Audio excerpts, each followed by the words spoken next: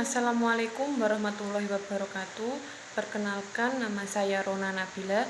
Di sini saya akan memenuhi tugas UAS dari mata kuliah KHI KHIS, yaitu menganalisis pasal dari buku 4, yaitu pada pasal 779. Pada pasal 779, pengungkapan dan pengakuan tentang kewajiban dana investasi terikat harus menjelaskan 1. Investasi terikat yang memiliki hubungan istimewa. Yang kedua, rincian investasi terikat mengenai komposisi besarnya pemilikan deposito mudharabah menurut jenis mata uang rupiah dan valuta asing. Yang ketiga, jumlah simpanan yang diblokir untuk tujuan tertentu. Selanjutnya, menurut UU positif, yaitu produk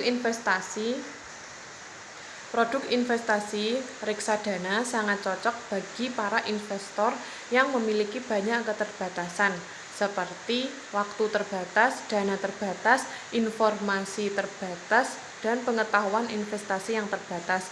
Di samping itu, instrumen ini juga mampu mengurangi resiko investasi karena disebarkan pada berbagai produk investasi.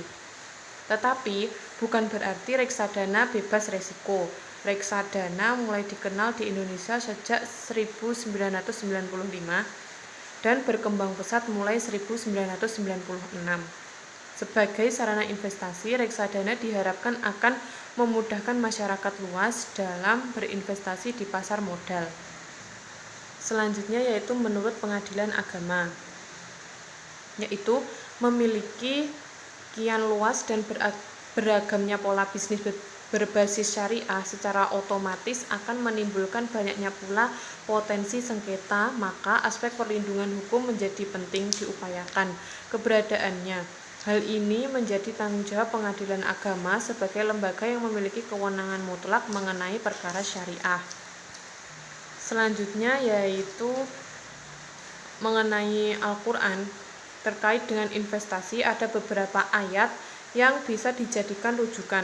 Setidaknya ada 3 ayat populer yang sering dijadikan landasan berinvestasi dalam perspektif Islam.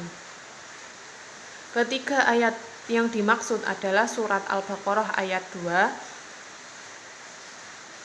surat Al-Baqarah ayat 280. Saya ulangi lagi, menurut Al-Quran yaitu terdapat dalam surat Al-Baqarah ayat 282, surat An-Nisa ayat 4 dan 9, surat Yusuf ayat 12, dan ayat 46-49. Selanjutnya, menurut pandangan ulama, yaitu investasi yang menjanjikan hasil yang tetap dalam jangka waktu tertentu tanpa menanggung risiko apapun cukup menggiurkan.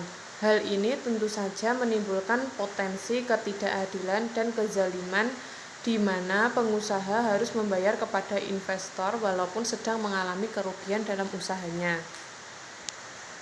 Selanjutnya yaitu mengenai di kalangan masyarakat. Di kalangan masyarakat sekarang banyak yang menggunakan dana investasi, tetapi tidak semua kalangan masyarakat yang menggunakannya. Adapun yang menggunakan dana investasi yaitu masyarakat menengah ke atas atau lebih tepatnya pebisnis. Dari hasil kesimpulan bacaan dari pasal ini yaitu dapat disimpulkan bahwa masyarakat di Indonesia di kalangan pebisnis banyak yang menggunakan dana investasi untuk memenuhi kebutuhan sehari-hari. Baik, itu saja analisa dari saya. Jika ada kurang lebihnya saya mohon maaf. Wabillahi taufik wal hidayah. Wassalamualaikum warahmatullahi wabarakatuh.